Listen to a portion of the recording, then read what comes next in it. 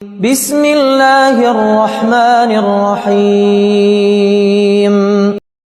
ہم لوگ اپنے ارد گرد بہت سارے لوگوں کو دیکھتے ہیں جہاں ان کی تمام خواہشات پوری ہو رہی ہوتی ہیں، جو وہ چاہتے ہیں ان کو وہ مل رہی ہوتی ہیں، دنیا میں جن جن آسائشوں کی ضرورت ہے وہ ان کو حاصل ہو رہی ہیں، جو من پسند چاہتے تھے وہ ان کو وہ مل رہا ہے، اور ہم یہ سوچتے ہیں کہ ان کی تو دعائیں قبول ہو رہی ہیں، اللہ تعالیٰ ان پر عنایتیں بھی کر رہا ہے، اور ہم جو دعائیں کر رہے ہیں اللہ تعالیٰ ہمیں اس کا جواب نہیں دے رہا۔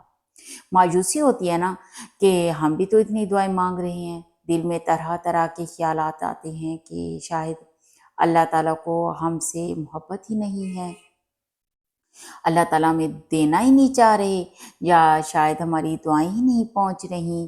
ہم کہانی کا نا صرف ایک رخ دیکھ رہے ہوتے ہیں، اور وہ دیکھ کر نا ہم خود مایوس ہو جاتے ہیں، مگر ہمیں یہ نہیں پتہ ہوتا کہ جس کی دعاؤں کی قبولیت پر ہم شک کر رہے ہیں، رشک کر رہے ہیں، کہ اس نے پتہ نہیں کتنی دیر اس لمحے کا انتظار کیا ہے، اس پر کس طرح کی آزمائشیں آئی ہوں گی، اس کا یقین کتنی بار ٹوٹا ہوگا۔ مگر ایک چیز بتاؤں، جس طرح اللہ نے اس کی دعائیں قبول کی ہیں نا، تو کیا پتہ اس آزمائش کے بعد تمہاری دعاؤں کی بھی قبولیت ہو۔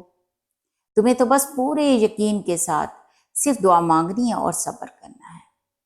کیا پتہ تمہاری آزمائش بھی کچھ دیر بعد ختم ہو جائے، اور جس طرح تم کسی کی دعاؤں کی قبولیت پر رشک کر رہے ہو، رشک آ رہا ہوتا ہے تمہیں، اسی طرح کوئی تمہاری دعائیں قبول ہوتا دیکھ کر بھی رشک کرے۔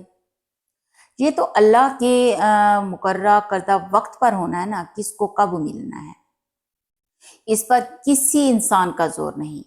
کچھ دعائیں بہت جلدی قبول ہو جاتی ہیں اور کچھ دیر سے۔ کچھ دعاؤں اور ان کی قبولیت کے درمیان آزمائش نہیں ہوتی، کچھ کے درمیان چھوٹی آزمائش ہوتی ہے اور کچھ کے درمیان لمبی آزمائش۔ مگر جن دعاؤں اور قبولیت کے درمیان صبر کا راستہ ہوتا ہے، ان منزلوں کی خوبصورتی ہی الگ ہوتی ہے۔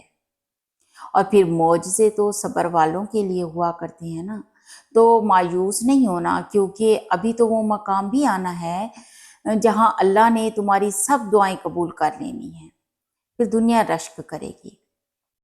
فکر نہ کرو، ایسا وقت بہت جلد آئے گا جب تم اپنی آنکھوں سے اپنے لیے معجزے ہوتے دیکھو گے۔ انشاءاللہ تمہاری دعا کا زبان تک پہنچنا اس رب کی مرضی تھی تو تم تک پہنچی، تو تم نے کیسے سوچ لیا کہ وہ قبول نہیں ہوگی؟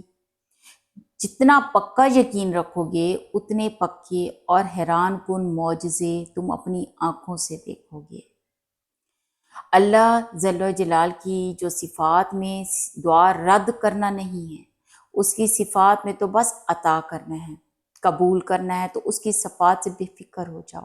اب تمہارے لیے کن لکھا جا چکا ہے، اور تمہیں بہت جلد ان سب چیزوں سے نوازا جانا ہے جس کی تم دعا کرتے ہو انشاءاللہ تعالی۔